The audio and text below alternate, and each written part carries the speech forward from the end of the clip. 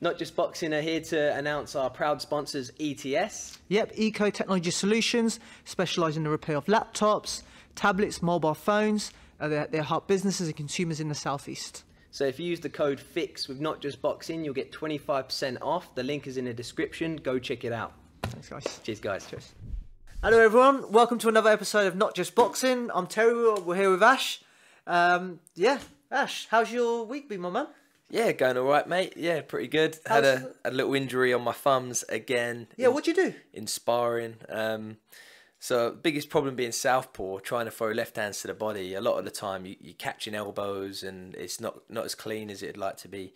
But I've had a recurring injury now for, it's been a few weeks. So I'm going to have a week off boxing, I think. And I'm just focusing now on the gym, cardio, body weight stuff. So I was going to say, you can hold off boxing, but there's other stuff you can do instead, right? Yeah. So what sort of training are you doing instead? So this morning I did sprints, 10 to 100 metre sprints. Nice. Did 6 2-minute rounds of skipping.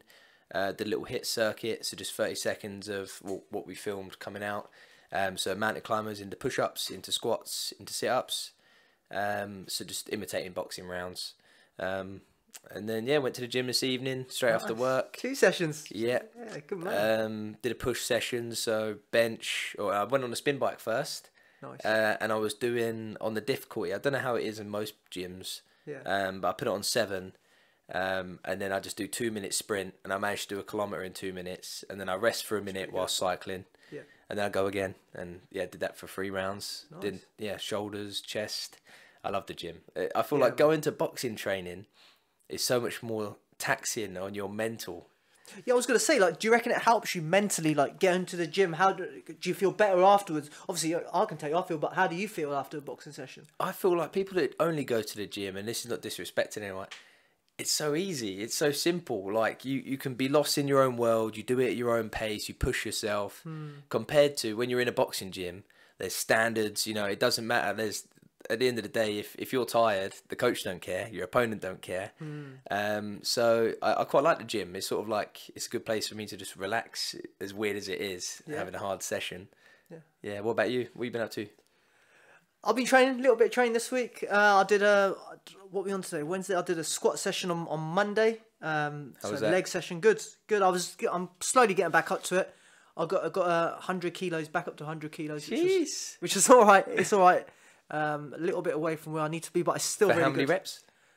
For 3 reps. Three. Yeah. Well, as good as your mobility. You see me. You see me. You see how low I can get. So it's all right.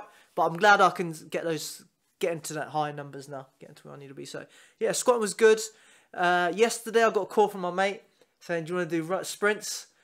I was like, "Oh, Panya, yeah, Panya." He called me, said, "Let's go do some sprints." So I was like, "No, man." But then he forced me out. When was that, in the morning? No, he went after work. Nice. Straight after work, ran up to the 2 kilometre run, and then he says, "We're doing sprints here." So we did 400 metres, 10 times, and it was good.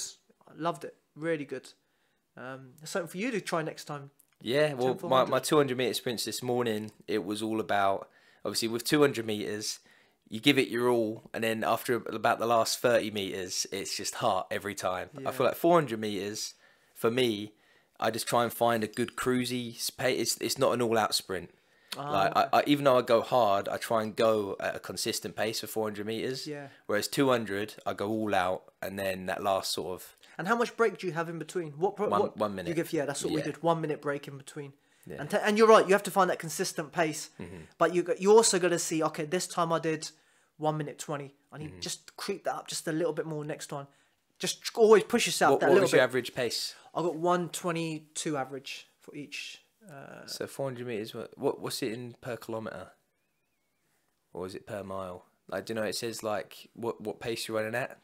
So most people. Oh, okay. I'm not sure what it was per kilometer. Yeah, because it's got per kilometer. But all I was looking at the pace, I was doing 400 meters. Nice. So yeah, 120, 122 each one. So it was all right. It was all right. You'll probably smash that. I was about to say Luke Whyte. Yeah. He was, or he's probably still is, one of the best 400 metre runners. Do you know what? I hate Luke Whyte. Do you know what? I'm going to tell you this. I met Luke, the first time I met Luke Whyte, I didn't know who he was. But we went to do you know the University of Portsmouth, do those circuit classes outside on the grass? Yeah. Saturday morning? Yeah, Saturday morning. I went down there. And you know, I thought, you know, I do quite well. But this guy out of nowhere comes, hitting 55 seconds into 400 meters and stuff. I was He's a machine. yeah, I thought, who is this guy? Yeah. And that was my introduction to Luke Wilder. Yeah, so yeah, it's a pretty good introduction. And obviously we know him a little bit more now. He's getting back into his training, right? Yeah, slowly. Yeah, he's doing all right. What was I going to say? Yeah, so Saturday night. This is the first thing to discuss. Tyson Fury. Saturday night. What a occasion. What an event. 94,000 people. It looked amazing on the screen. I thought, was so do you know jealous. I thought it was fake. I thought they just sold fake tickets. Nah. Just a bit, but you actually saw it. It was every seat was full. I would happily be just in the gods, just to be there. The atmosphere there, like even the undercard, as we said, it wasn't that good. The last couple of fights were really good. The Nick Lowe against Bull, Lowe versus Bull. I think that was the way he got stopped by a cut. Yeah, Isaac Lowe. Yeah, he got stopped by a cut. He was. I don't like to say it. It looked like he was struggling in that fight a little bit, Isaac Lowe. Well, I've never really seen both of them box before.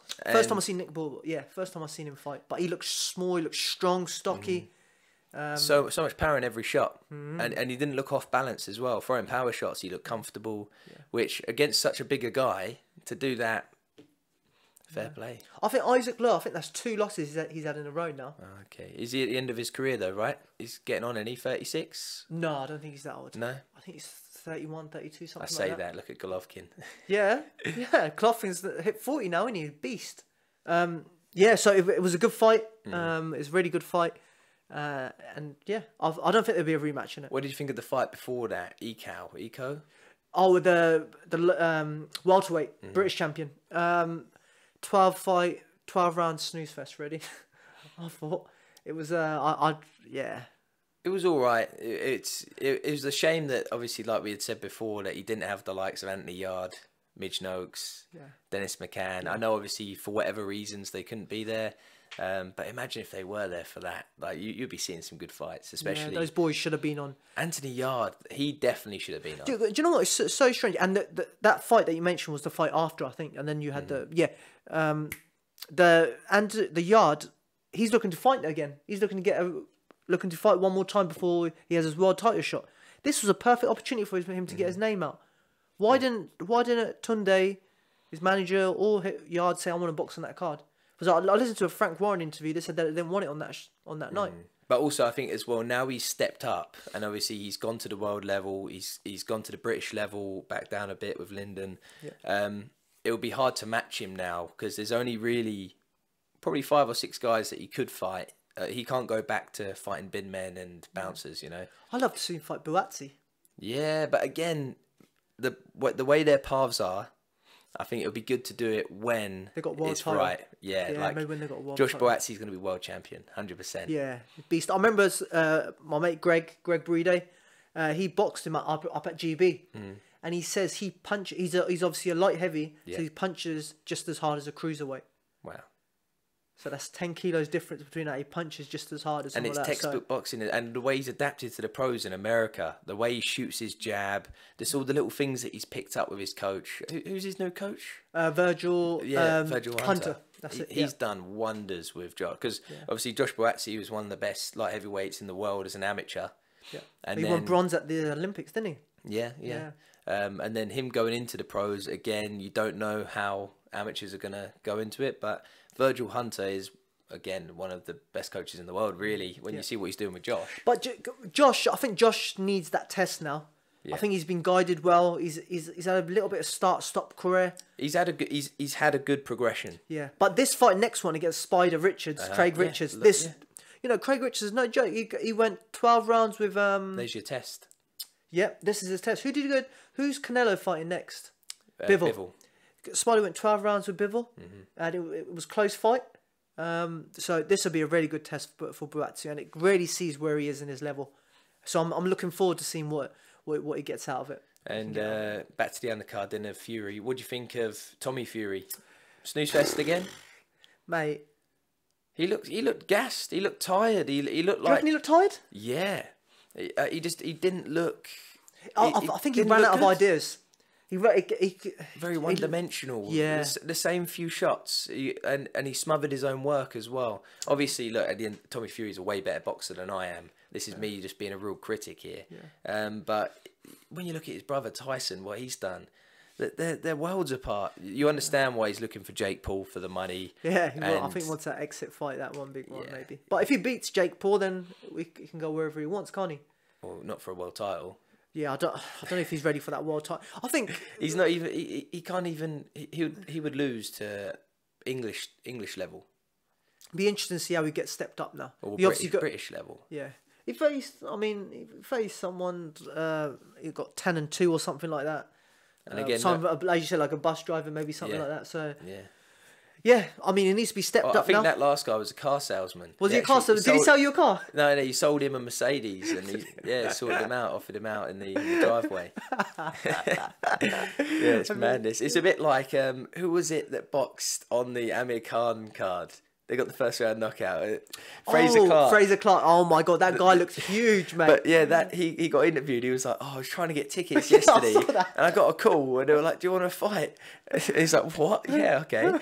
He literally got picked up on the side of a road somewhere. Mate, that's brilliant. Now, just imagine that, wanting to get tickets to the show. And what big balls to go up against someone like Fraser Clark in front of 1 million people. He got battered in that fight. I remember seeing it live. I was like, they need to stop it now. Yeah. But fair play, got in there and got it done. Yeah, fair play to him. Yeah, man. But no, let's talk about the main event fight. Yeah. I've actually got the fight up because we can actually have a look at it while we're talking about it, if you like. If you want to. I think that would be great. So, I think the first round, they go out. Let's have a little bit there.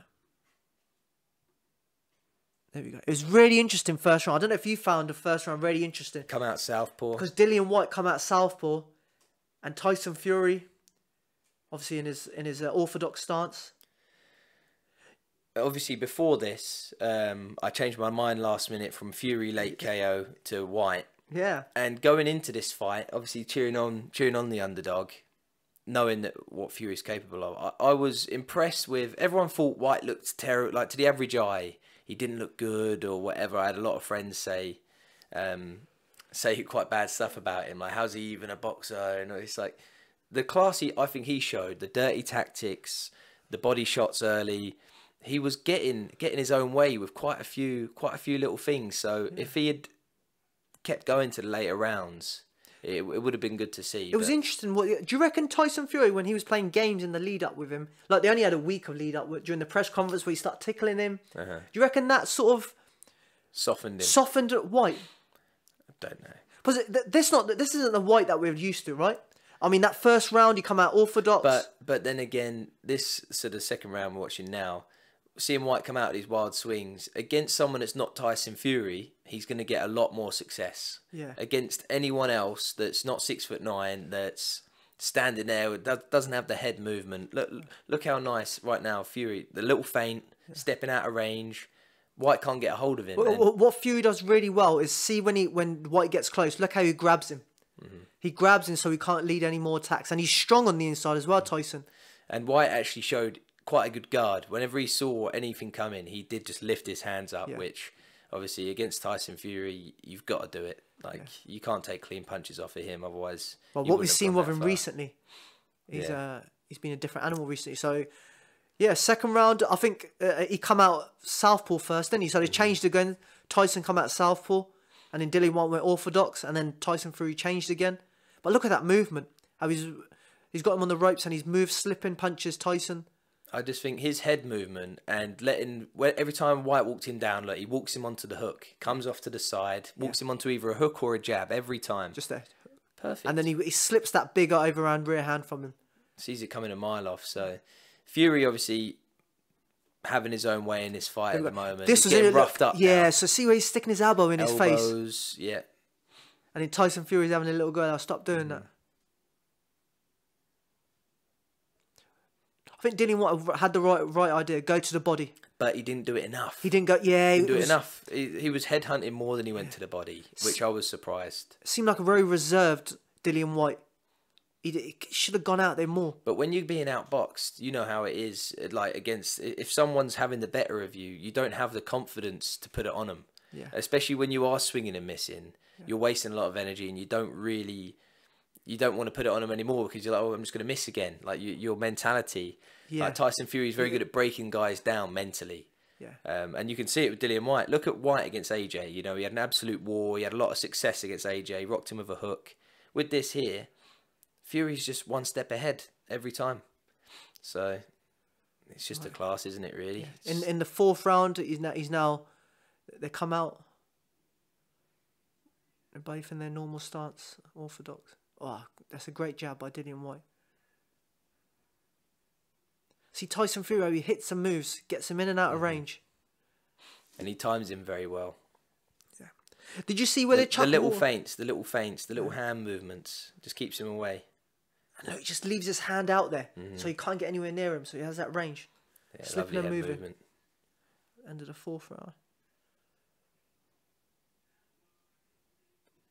So again, like I had a few people message me like, yeah, Whyte looked bad, blah, blah. You look over it, really, he was roughing up Fury before the knockout. He was getting some good body shots. He was having some success with jabs. And with Fury tiring later on, you never would have known what had happened. So I don't think Whyte looked as bad as people have said. No, I think we expected more from Whyte. Like that rugged Whyte against Joshua.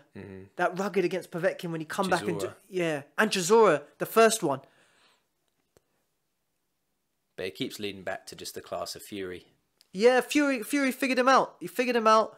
He knew you just had to keep it long. Fury's sparred with him in the past and, you know, shared camps with him. Yeah. He knows already what he has to do. There's no change of game plan.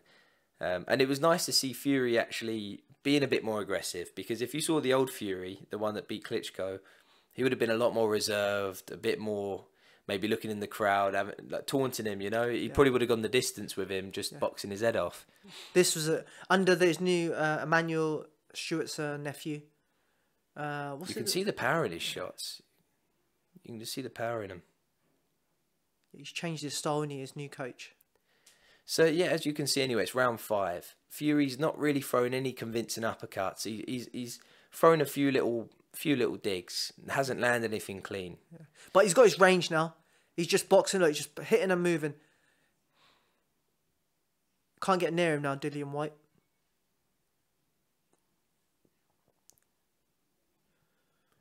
Lots of feints from Whyte as well. They're both feinting. But also, did you notice Whyte was having a lovely double jab? He was getting in range, and he wasn't letting his right hand go. And then, a lot of the time, you could see that he would just let his right hand go randomly when he's out of range. Yeah. And Tyson Fury is the one guy you don't want to headhunt, because he's the most elusive boxer. Yeah. Look at the way he just... Lovely little body shot there. That's a brilliant... Instead of go headhunt, he should have gone down to the body. But yeah, I think Whyte, again, obviously, that double jab, it was real nice. He'd been working on that in camp. You could see it was... Yeah. He's never had that in his game before, throwing that nice double jab, getting into range. This is the most interesting one. This is the round. So here we go. 6th round, he gets... It was out of nowhere, really. So that as you're watching at the moment, it's the 6th round. They still box each other. Fury's having the better of him on the outside. Whyte's trying to get his range. But you see Whyte's leaning in with his head down already. Yeah. Just there. See there? It's the same with Billy Joe and Canelo. Billy Joe kept rolling. Canelo timed it. Whyte was starting to get desperate here when he was lunging in.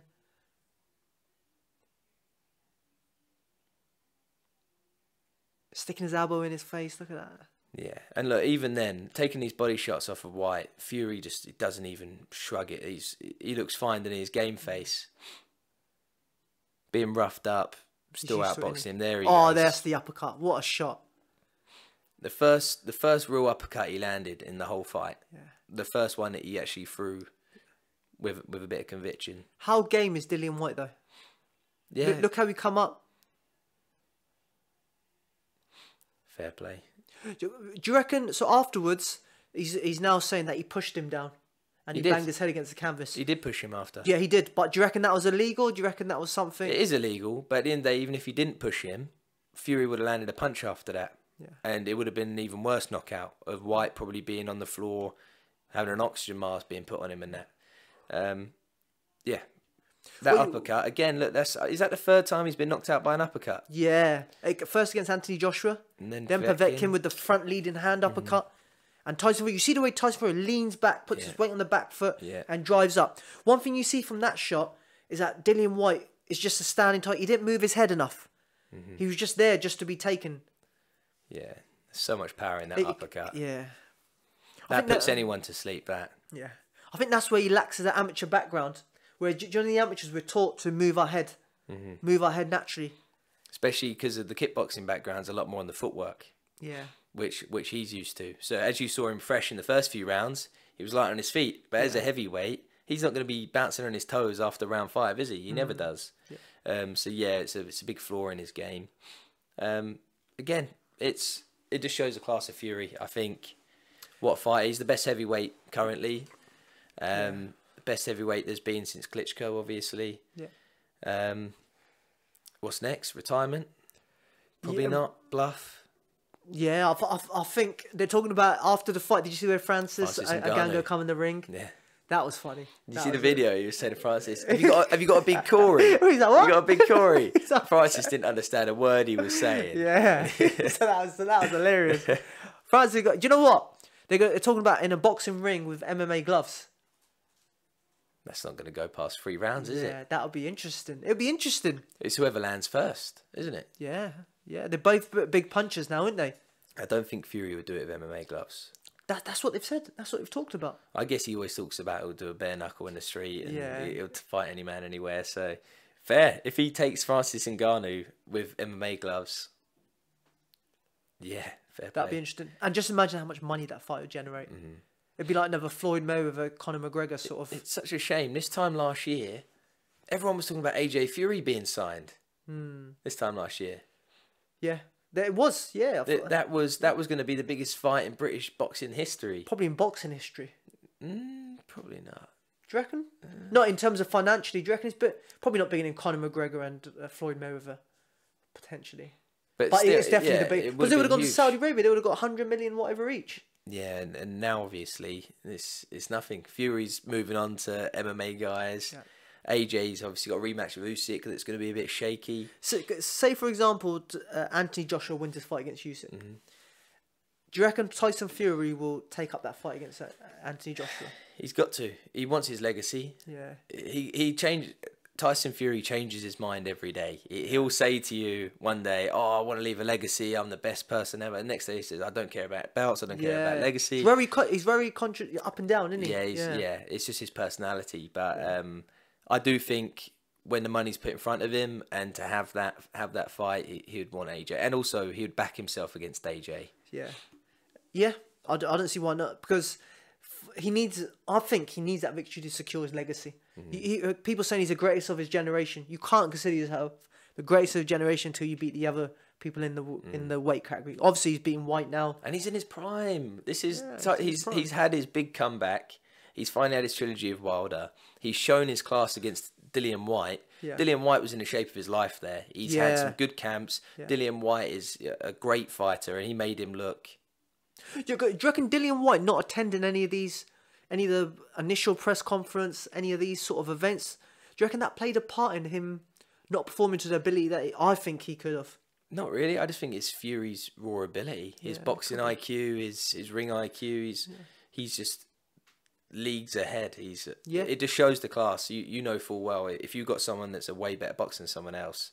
Like let's say you've got an amateur boxer, elite, maybe had like 50 wins. You put him against a really good pro, you're going to see that amateur boxer maybe hardly land anything. You see the pro time him night. He'll make that elite amateur boxer look like he's never boxed in his life. There's so many levels, even on the world stage. Like obviously you've got Shakur Stevenson this weekend. Again, in some of these divisions, you go from someone ranked top 10 to the top 5. The levels are completely different. Yeah. I agree. Hit the nail on the head. Depending on how good the quality is between the heavyweights. But you've seen it. You've seen the top 3 heavyweights now. You've seen that there's how it changed. Remember a few years ago, it was Anthony Joshua. It was Deontay Wilder and Tyson Fury. They were the 3 kings. Now it's changed. Now you've got Tyson Fury, Usyk, and Anthony Joshua. So it's always changing. That landscape's always changing. I would like to see Dillian Whyte fight Andy Ruiz. Great fight. I think that'd be a brilliant fight. Yeah. Do you know Andy Ruiz is a weird one, man? He's since that Anthony Joshua loss, he come back. He had that Areola win where he got dropped. Yeah, but obviously he become a millionaire overnight. Yeah, and you tough. see him at the gym. You see him with his cars. You see him smiling, just living his life. Fake teeth. He's got his new teeth fitted in. But like, that's what he wants. That's what he gets. He's worked his ass off his whole career. Yeah. And fair play to him. Obviously, someone else might have the mindset of, right, I'm world champion now. I want to keep it.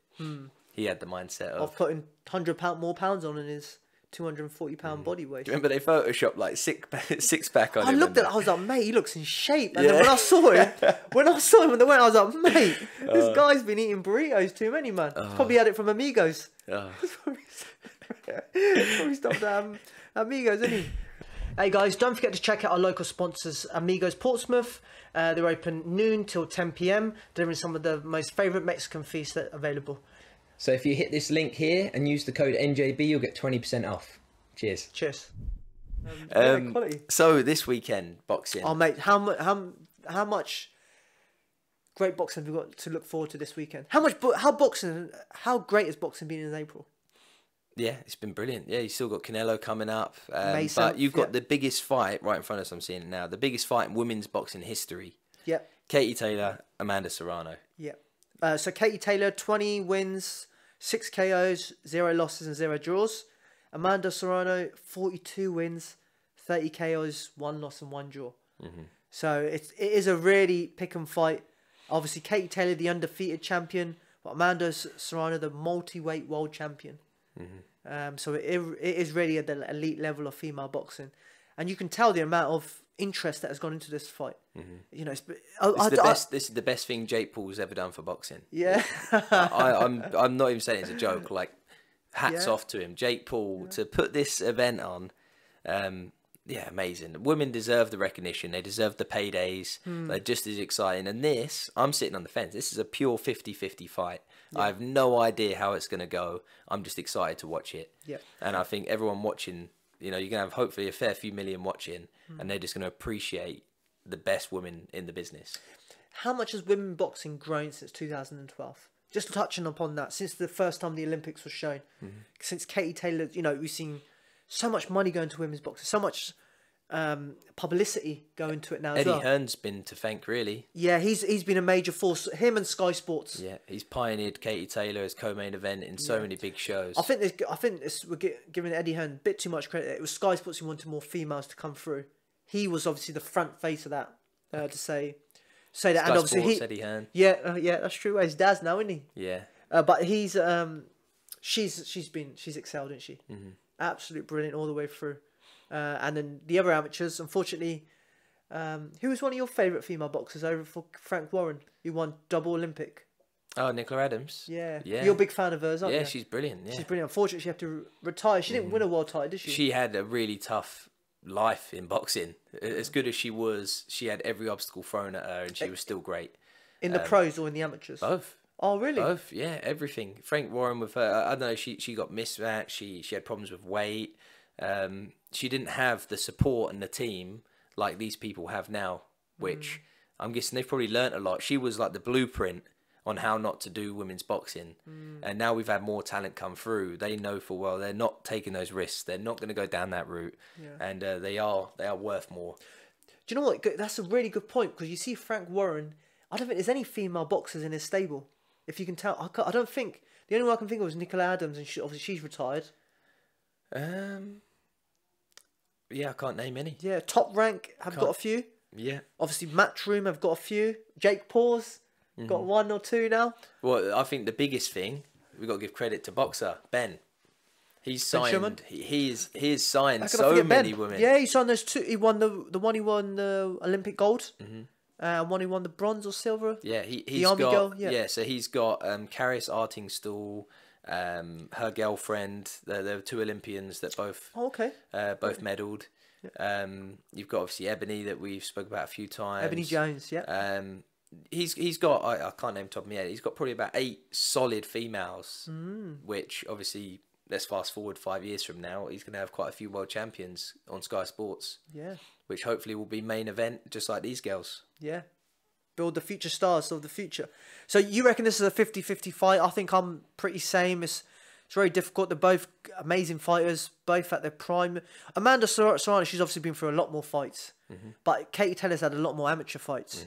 So it could be the perfect storm of two fighters, at the right peak at the time. We've seen Katie Taylor look vulnerable in a few fights. And she's had a few questionable wins as well. Because against a German girl, wasn't it? The one, She was relentless. Because mad, as we said, in women's boxing, where they're only doing 2-minute rounds, no discredit to them, but they are more amateur style because they've only got 2 minutes. There's that they haven't got the rhythm of the men. They haven't got the same sort of loading up on your shots, sitting down on your shots, having a bit more time in between your combinations. It's a lot more just 100% fifth gear, like hell for leather. Yeah. And the female round should be longer.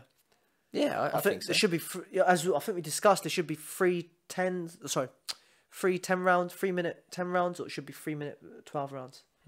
But for some reason they've kept it to 2-minute 10. So I guess it's more as well for they're looking out for women, the health and everything.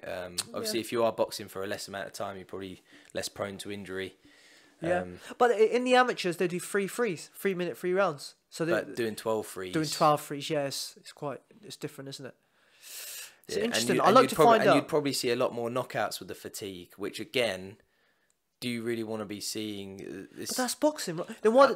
I know they should do the same. If they want to treat females and males the same, they should offer it the same level of rounds. Same. If you're winning a world title, you want to be a world champion. You got to do just as what everyone else does the same. But female male. How good would it be if they asked the board of British Board of Control, or whatever women are fighting, and they just poll them? Yeah. And see what they think, because there might be a lot of women out there which might actually quite like the 2-minute rounds. Yeah. And Katie Taylor might even like 2-minute rounds. So I think some men will like 2-minute rounds. Yeah. Probably going as a wig and say exactly that. But I think they should just do a big poll for all women boxers or whatever, and that's obviously never going to happen. But that would be like the dream, right? Yeah. You 100%. Can actually see what they want and go from there, or even the audience as well. Obviously, if you're paying pay-per-view this Sunday. That's the biggest thing. You ask the audience what they want to see. They're the paying customers.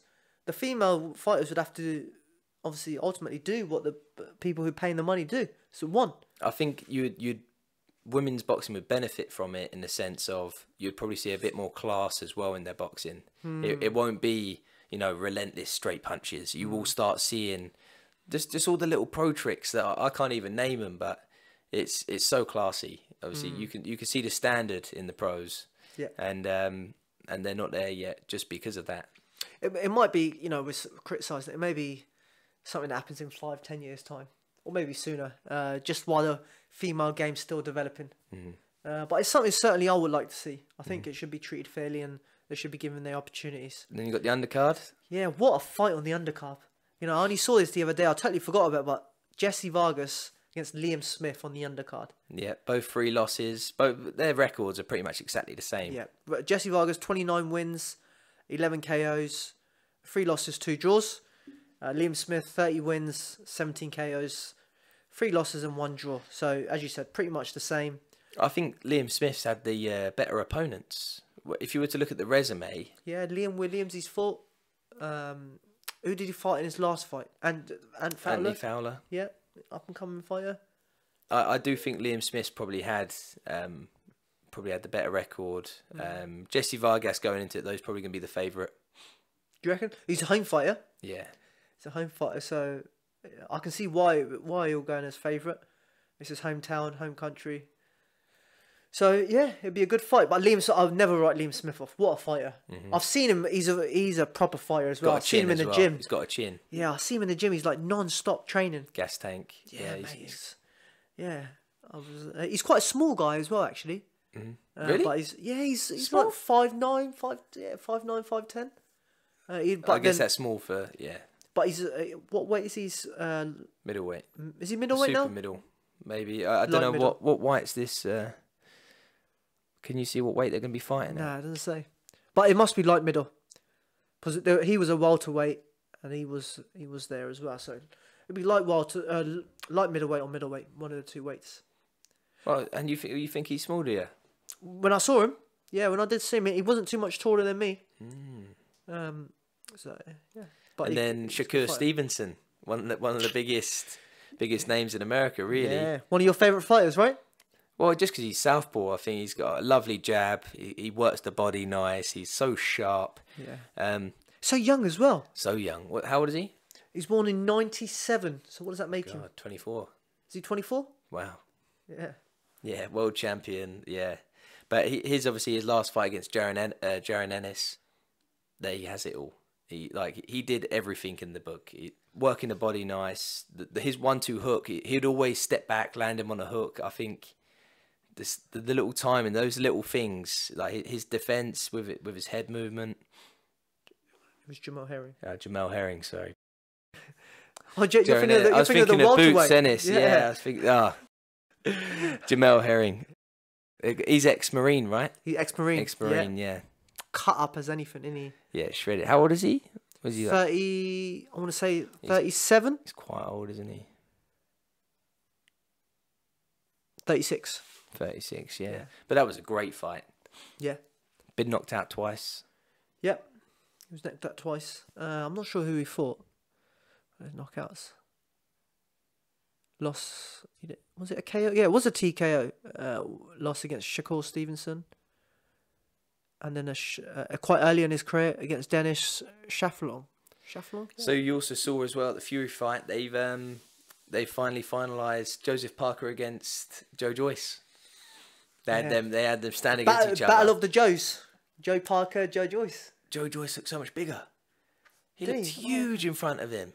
Yeah, but Joseph Parker's 6'3", and Joe Joyce is 6'6". Just how wide he is. Oh, just how wide? Yeah, okay. Like, I don't know. I feel like Parker's punches are going to bounce off him. It's going to just be relentless punching from Parker. So, big fight on the weekend. Shakur Stevenson against Oscar Valdez. Huge. Looking forward to that. What do you reckon, man? Straight away, I just think Shakur's... Yeah, he's unreal. I think he wins, not comfortably. Oscar Valdez, obviously, he's been done for PEDs last year. Yeah. I don't know.